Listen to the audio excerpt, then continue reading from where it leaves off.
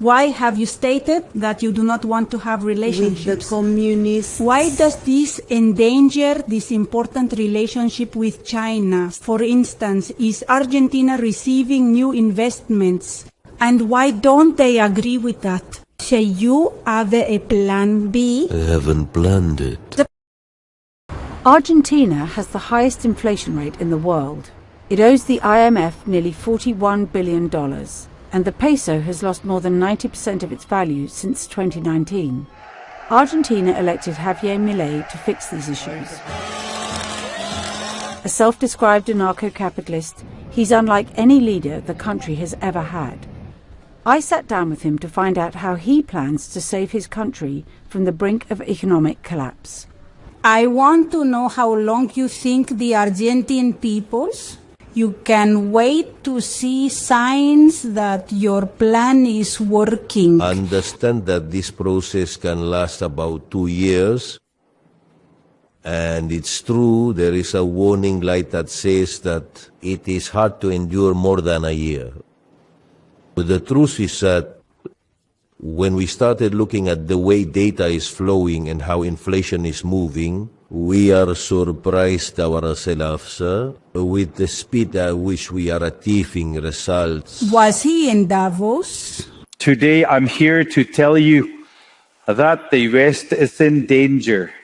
And your speech on The Voice generated a lot of attention. Understand what else is needed from your followers beyond words. Is, for example, Argentina receiving new investments? Is it true that we would need investments? Because one of the things that happens is that when you make a fiscal adjustment, you increase savings. If that saving does not have an investment counterpart, there is a decrease in economic activity and in employment. And domestically, during his first month in office, he's proposed roughly 1,000 reforms to reduce regulation and privatize state-owned companies. Privatization. How quickly do you plan to proceed with your agenda? As quickly as I can. Anything I can sell from state-owned companies. I will do it at the earliest convenience. The thing is, there are institutional restrictions. With the Argentine Airlines? With the trains? Everything that can be privatized, we're going to privatize. That is, it's not a question of names. It's just a technical restriction in terms of time. But Milei's cuts may be painful for many Argentines, who are used to relying on the government for everything from transportation subsidies to welfare programs. In addition to privatizing state-owned companies, he's promised to change the currency from the peso to the US dollar and to close the central bank. Now he's working to build up its cash reserves in order to make the swap. We borrowed $5 billion in the last month, and the monetary base in Argentina is about almost $8,000 million. That is, or $7,500 million.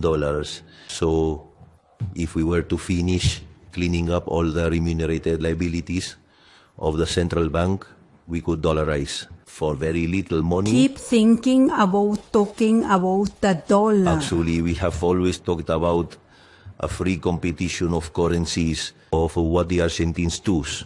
It is likely that at an initial moment, they choose the dollar. It has a plan B. I have not planned it. There is no plan to do things right. Do you do things right or do you do them right? Because if plan B is to start doing them more or less, or negotiate, that's the story of Argentina. That's where we are. So the key value drivers of the program are non-negotiable. China, which is a very important country for Argentina, not only as a huge market for their exports, but also for the financial support. Why have you stated that you don't want to have relationships with communists? Why are we jeopardizing this important relationship with China? It says too that I'm not going to ally with the communists.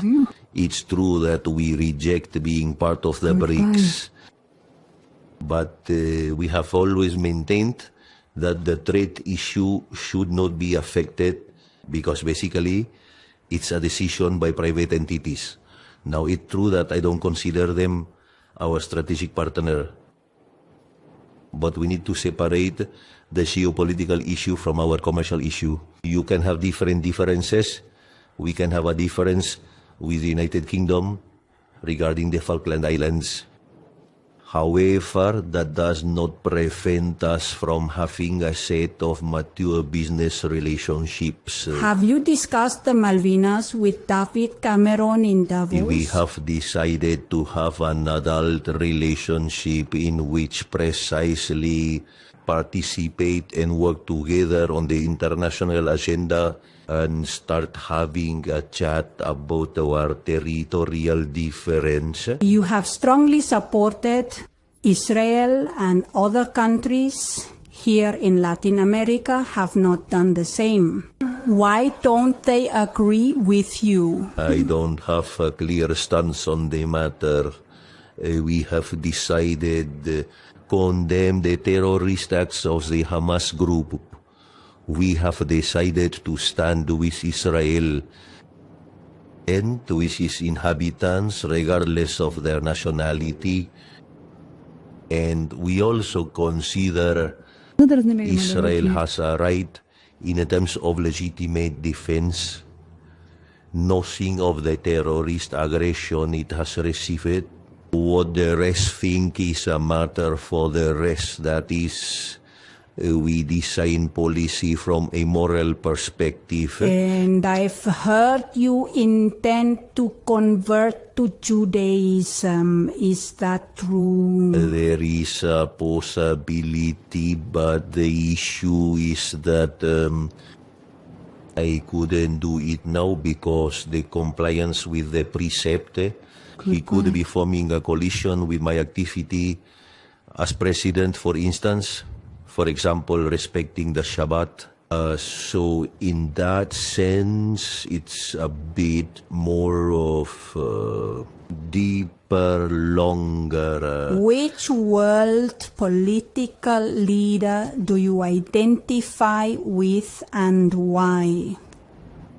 I, let's say, have pointed out that throughout history there have been great leaders that are a testimony of freedom. I mean, the greatest liberator in the history of mankind is Moses. So let's say, so that's a vision of a leader. Undoubtedly libertarians. Then there are very important roles, like the one that has been played, Ronald Reagan, alongside Pope John Paul II and Margaret Thatcher. So the reality is that you'll always find me on the side of those who have defended the ideas of freedom.